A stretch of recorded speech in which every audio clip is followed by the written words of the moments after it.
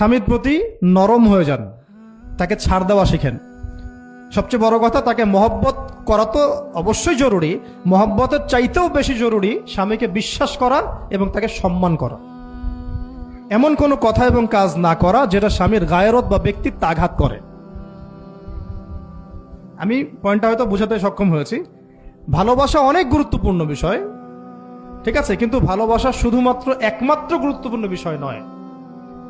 আরো গুরুত্বপূর্ণ বিষয় হচ্ছে বিশ্বাস, সম্মান এবং আনুগত্য। বিশ্বাস, সম্মান এবং আনুগত্য। এখন বলতে পারেন যে আমার স্বামী আমাকে অন্যায় কাজে আদেশ করলে কি আমি আনুগত্য করব? কখনোই না। যখন স্বামী আপনাকে কোরআন সুন্নাহর দিকে আপনাকে ধাবিত করবেন, তখন আপনি তার আনুগত্য করতে বাধ্য, এবং এটা আপনার জান্নাতে যাওয়ার মাধ্যম বটে। এই হাদিসটা খুব ভালো করে মনে রাখতে হবে যে এই পৃথিবীতে কেউই আল্লাহ পাকের পরে সিজদা পাওয়ার যোগ্য না। এমনকি নবীদেরকেও আল্লাহ পাক সিজদা করতে বলেন নাই, কিন্তু সেই নবী আমাদেরকে কিন্তু বলেছিলেন যে যদি আল্লাহ পরে কাউকে আমি সিজদা করতে বলতাম, তাহলে আমি স্বামীদেরকে সিজদা করতে বলতাম।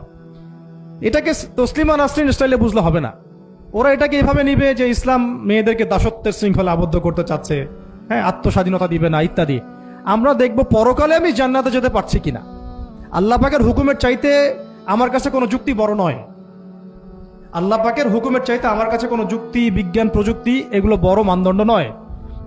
শুধুমাত্র স্বামীর আনুগত্য, বিশ্বাস, সম্মানের বদৌলতে দেখা যায় যে পুরোটা জীবন এই বেচারা আপনার জন্য ঢেলে দিবেন স্যার। আর এই জায়গায় যদি দেখা যায় ঘাটতি থাকে, তখন কোনো কোনো ক্ষেত্রে ভালোবাসা যথেষ্ট হয়ে ওঠে না। এবং আপনারা জানেন এই শহরে ডিভোর্সের সংখ্যা দিন দিন বাড়ছে। কেন? এইগুলো মেজর কারণ আছে। হ্যাঁ, আমি বলছি না যে সব ছেলেই একেবারে পারফেক্ট, কখনোই না। ছেলেরাও যেমন সাহাবী না, মেয়েরাও সেরকম মহিলা সাহাবী না।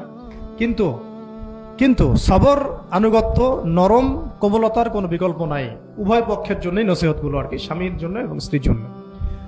আরেকটা বিষয় হচ্ছে যে স্বামীর পরিবার নিয়ে খোঁটা না দেওয়া, স্বামীর যে বাবা মা ভাই বোন এই ব্যাপারগুলো নিয়ে খোঁটা দেওয়া না দেওয়া বা খোঁচাখুচি না করা, এবং তার যে অবদান আপনার প্রতি এটাকে অস্বীকার না করা, কুফরি না করা। একটা হাদিসের মধ্যে নবী সাল্লাল্লাহু আলাইহি ওয়াসাল্লাম কিন্তু বলেছেন যে বেশিরভাগ নারীর জাহান্নামে যাওয়ার কারণ কি সাহাবীরা জিজ্ঞাসা করেছিলেন, তিনি বলেছেন তারা কুফরি করে।